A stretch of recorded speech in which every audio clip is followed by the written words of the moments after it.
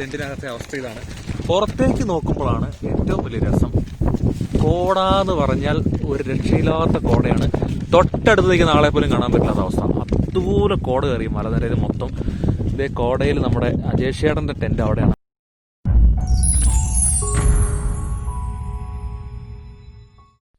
Hello buddies, welcome to TravelOnceMore. നമ്മുടെ ഇന്നത്തെ blog ഒരു ക്യാമ്പിങ് വിത്ത് ട്രെക്കിംഗ് എല്ലാം കൂടെ കൂടിയിട്ടുള്ളൊരു ബ്ലോഗാണ്. അപ്പോൾ ഇത് solo trekking and solo camping അല്ല, കൂടെ കുറച്ച് ഫ്രണ്ട്സ് ഉണ്ട്. ഇത് റിക്കി ബ്രോ, ഇത് നമ്മുടെ സ്ഥിരം കമ്പാനിയൻ ആയിട്ടുള്ള സേതു ബ്രോ, ഇത് ഒരാൾ പുതിയതായിട്ടുണ്ട് കേട്ടോ, അജേഷ് ഭായ് ഇവിടുത്തുകാരനാണ്. ഇവിടുത്തെ ഒരു well known travel consultant cum government ഗൈഡാണ്. അപ്പോൾ വഴിയെ നമുക്ക് അദ്ദേഹത്തെ പരിചയപ്പെടുത്താം. നമ്മളിപ്പോൾ നിൽക്കുന്ന സ്ഥലം എന്ന് പറഞ്ഞാണല്ലോ, എങ്ങനെയുണ്ട്, പൊളിയല്ലേ? അങ്ങോട്ട് നോക്കിയിട്ടുണ്ടെങ്കിൽ തമിഴ്നാടിൻ്റെ ഭാഗമാണ് കേട്ടോ കാണുന്നത്, തമിഴ്നാടാണ് കാണുന്നത്. അപ്പോൾ ഇതെവിടെയാണ് സ്ഥലം എന്ന് ചോദിച്ചിട്ടുണ്ടെങ്കിൽ ഇടുക്കി ജില്ലയിൽ തന്നെ നെടുങ്കണ്ടം എന്ന് പറയുന്ന സ്ഥലത്തിന് തൊട്ടടുത്തുള്ള തേവാരം എന്ന് പറയുന്ന സ്ഥലമാണ്. ഈ സ്ഥലത്തിന് പ്രത്യേകത എന്ന് പറഞ്ഞാൽ ഇവിടെ അധികം സഞ്ചാരികളൊന്നും വരുന്ന അത്ര വെൽ നോൺ പ്ലേസ് അല്ല. അപ്പോൾ നമ്മൾ അങ്ങനെയുള്ളൊരു സ്ഥലം തേടി പിടിച്ചിവിടെ വന്നേക്കുവാണ്. അപ്പോൾ ഇവിടെ നമ്മൾ നേരെ ഈ സൺസെറ്റ് ഒന്ന് കണ്ടിട്ട് വണ്ടി എടുത്തിട്ട് നേരെ മോളിൽ പോയിട്ട് ഒരു അടിപൊളി പ്ലേസ് ഉണ്ട്, അവിടെ നമ്മൾ ക്യാമ്പ് ചെയ്യാൻ പോവാണ്, ടെൻറ്റ് ചെയ്യാൻ പോവാണ്. ഇപ്പോൾ തന്നെ നല്ല സൂപ്പർ തണുപ്പാണ്, മുകളിലുള്ള അടിപൊളി തണുപ്പാണെന്നാണ് അജേഷ് ഭായ് പറഞ്ഞത്. ഇവിടെ വന്നിട്ടുണ്ടെങ്കിൽ നമ്മൾ കാണുന്നത് ആ ഒരു ഭാഗം എന്നൊക്കെ പറയുന്നത് രാമക്കൽമേടിൻ്റെ ഭാഗമാണോ. അങ്ങോട്ട് നോക്കിയിട്ടുണ്ടെങ്കിൽ രാമക്കൽമേടിൻ്റെ വിൻമിൽസൊക്കെ നമുക്ക് ഇവിടുന്ന് കാണാം. ഈ ലെഫ്റ്റ് സൈഡിലേക്ക് പോകുന്നതാണ് അടിപൊളി ട്രെക്കിംഗ് പ്ലേസുകളാണ്. ആ ഭാഗത്ത് തമിഴ്നാടാണ്. അപ്പം നമ്മൾ വന്ന വണ്ടികളൊക്കെ ഇങ്ങനെ ഇരിക്കുകയാണ്. ഈ റോഡിൽ കൂടെയാണ് നമ്മൾ കയറി പോകാൻ പോകുന്നത്.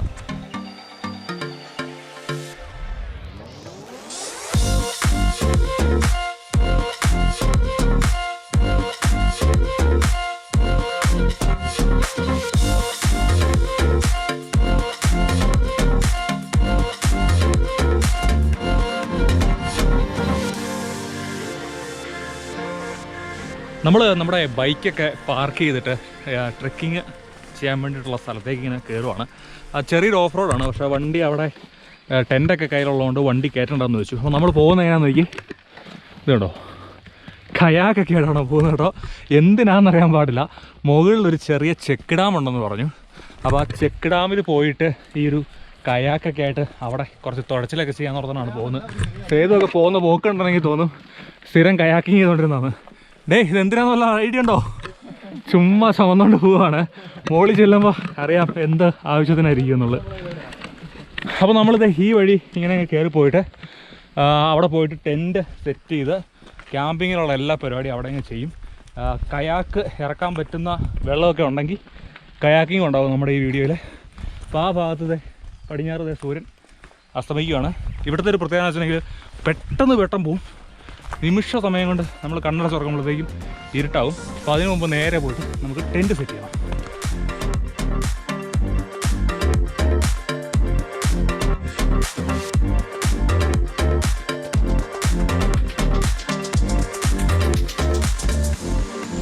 അജേഷ് ഭായ് പറഞ്ഞ ചെക്ക് ഡാമിൻ്റെ അവിടെ എത്തി. അത്യാവശ്യം വെള്ളമൊക്കെ ഉണ്ട്.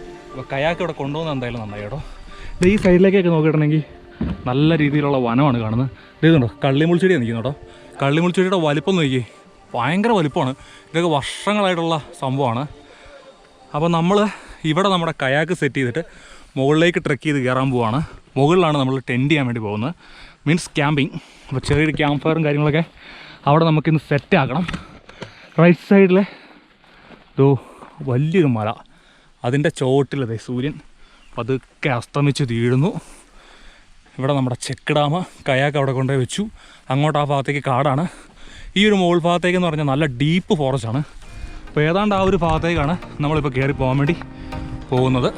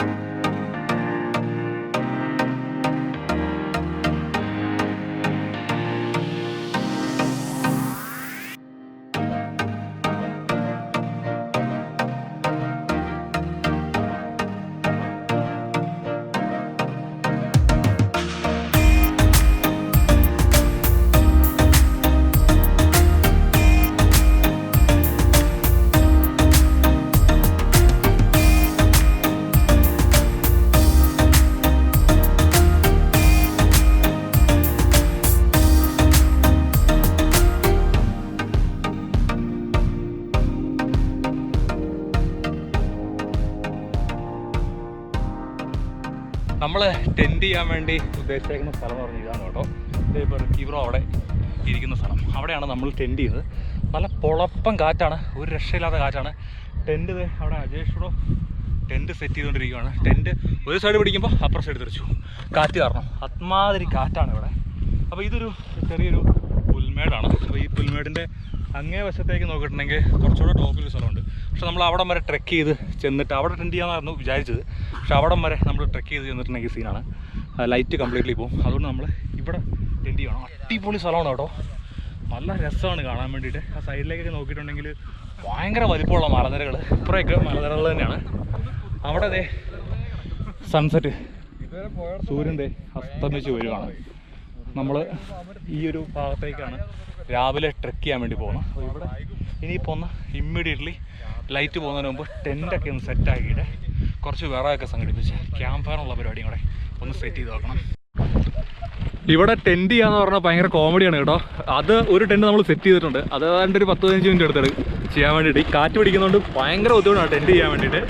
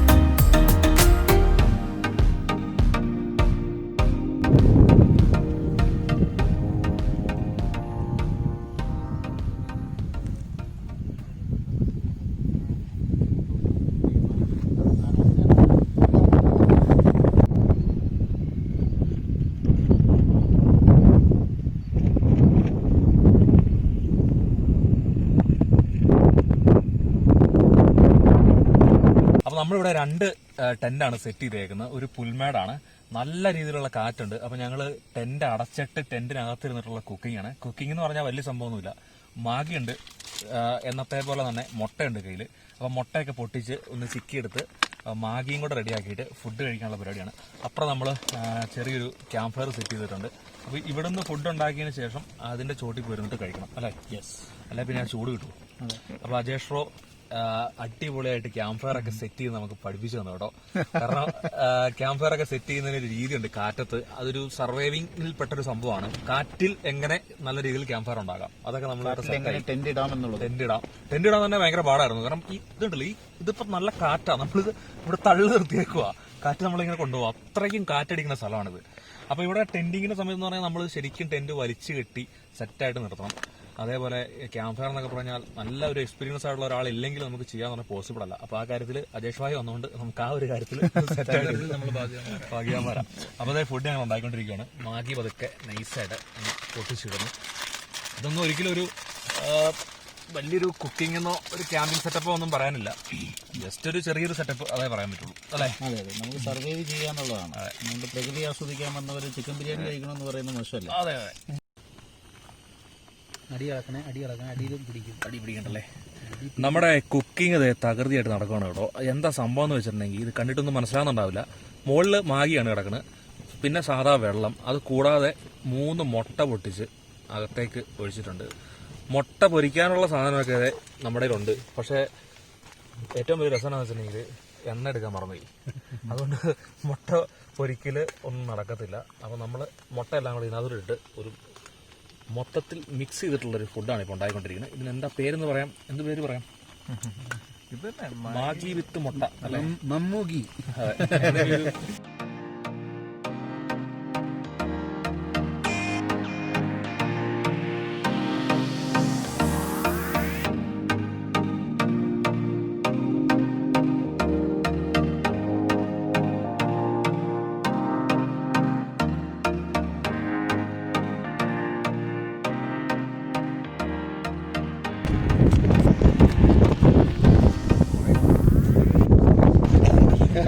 ബോഡി ചെക്ക് ചെയ്ത് തുടങ്ങിയോ?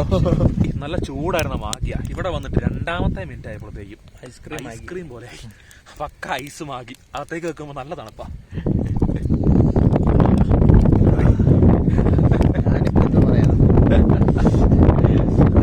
പെട്ടു എന്ന് പറഞ്ഞാൽ മതി, പെട്ടു എന്ന് പറഞ്ഞാൽ മതി. അതൊന്ന് വളരെ രസകരമായിട്ട് വീട്ടിൽ ഇരിക്കാന്നൊക്കെ വിചാരിച്ചപ്പോഴാണ് പിള്ളേര് വളരെ കാര്യമായിട്ട് വിളിച്ചത്. എന്തായാലും ഗംഭീരം. ഞാൻ ജാക്കറ്റൊക്കെ കരുതിയത് വലിയ കാര്യമായി, ഗംഭീരമായി.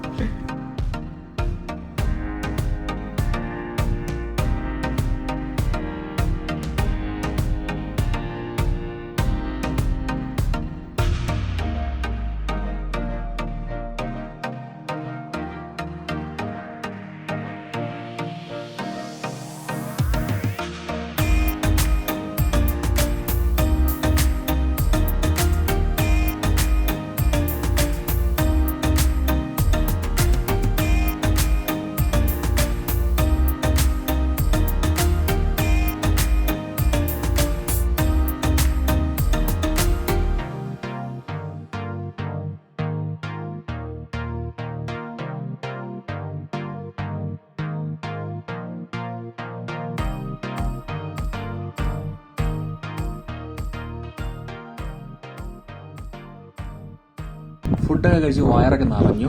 തീയൊക്കെ കൂട്ടി കഴിഞ്ഞപ്പോഴത്തേക്കും അത്യാവശ്യം ചൂടുമായിട്ടുണ്ട്. ഇനിയിപ്പം നമ്മുടെ ചെറുക്കൻ്റെ വീട്ടുകാരുടെ കലാപരിപാടികളാണ് കേട്ടോ. അപ്പോൾ അതും കൂടെ കഴിഞ്ഞിട്ട് നമ്മൾ കിടന്നുറങ്ങാൻ പോകുന്നുള്ളൂ. ഇനിയും മരിക്കാത്ത ഭൂമി, ഇനിയും മരിക്കാത്ത ഭൂമി, ഇതു നിന്റെ എന്റെയും ചരമ ശുശ്രൂഷയ്ക്ക് ഹൃദയത്തിൽ കുറിച്ച ഗീതം. പന്തിരുകുലം പെറ്റ പറയിക്കുമമ്മ നീ, എണ്ണിയാൽ തീരാത്ത തങ്ങളിലിണങ്ങാത്ത സന്തതികളെ നൊന്തുപെറ്റു. ഒന്നു മറ്റൊന്നിനെ കൊന്നു തിന്നുന്നത് കണ്ണാലെ കണ്ടിട്ടും ഒരുവരും കാണാതെ കണ്ണീരൊഴുക്കി നീ നിന്നു. ഇനിയും മരിക്കാത്ത ഭൂമി, ഇതു നിന്റെ എന്റെയും ചരമ ശുശ്രൂഷയ്ക്ക് ഹൃദയത്തിൽ കുറിച്ച ഗീതം.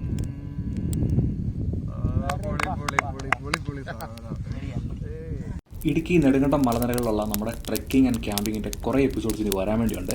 അപ്പോൾ പാർട്ട് 1 ആണ് ഇപ്പോഴത്തെ ഈ ഒരു എപ്പിസോഡ്. ഈ വീഡിയോ നിങ്ങൾക്ക് ഇഷ്ടമായിട്ടുണ്ടെങ്കിൽ ഈ വീഡിയോ ഷെയർ ചെയ്യാനും ലൈക്ക് ചെയ്യാനൊന്നും മറക്കരുത്. അതുപോലെ തന്നെ ഈ ചാനൽ ആദ്യമായിട്ട് കാണുന്ന വച്ചാൽ ചാനൽ സബ്സ്ക്രൈബ് ചെയ്ത് നമ്മളെ സപ്പോർട്ട് ചെയ്യാനും മറക്കരുത്. അപ്പോൾ ഞങ്ങൾ കുറേ സമയം ക്യാമ്പ് ഫയർ ഉണ്ടാക്കിയിട്ട് അതിൻ്റെ ചുറ്റും കൂടിയിരുന്നു, പാട്ട് പാടി, കുറേ കഥകൾ പറഞ്ഞു, പഴയ കുറേ കാര്യങ്ങളൊക്കെ പറഞ്ഞു. എന്നിട്ട് ടെൻറ്റിനകത്തേക്ക് കയറിയേക്കുവാണ്. തണുപ്പെന്ന് പറഞ്ഞാൽ ഒരു രക്ഷയില്ലാത്ത തണുപ്പാണ്, നല്ല തുളച്ച് കയറുന്ന തണുപ്പാണ്. ഈ ടെൻറ്റിനകത്തെ അവസ്ഥ ഇതാണ്. പുറത്തേക്ക് നോക്കുമ്പോഴാണ് ഏറ്റവും വലിയ രസം. കോടാന്ന് പറഞ്ഞാൽ ഒരു രക്ഷയില്ലാത്ത കോടയാണ്. തൊട്ടടുത്തേക്ക് നാളെ പോലും കാണാൻ പറ്റില്ലാത്ത അവസ്ഥ.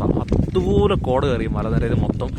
ഇതേ കോടയിൽ നമ്മുടെ അജേഷേടൻ്റെ ടെൻറ്റ് അവിടെയാണ്. അജേഷേടൻ നമ്മൾ കുറച്ച് മുമ്പേ ക്യാമ്പ് ഫയർ കൂട്ടിയ തീ അതെ അവിടെ കാണാം. അപ്പോൾ അതിൻ്റെ കനലുണ്ട്. ഈ കനൽ കെടുത്തണ്ട എന്ന് അജേഷേടൻ പറഞ്ഞപ്പോൾ കാര്യം ചോദിച്ചപ്പോഴാണ് പറഞ്ഞത് ഇതിൽ ഇടയ്ക്ക് ആന പോകുന്ന സ്ഥലമാണ്, അതുകൊണ്ടാണ് കനൽ കെടുത്തണ്ടെന്ന്. എല്ലാം കഴിഞ്ഞ് അവസാനം ഈ രാത്രിയിലാണ് പറഞ്ഞത്.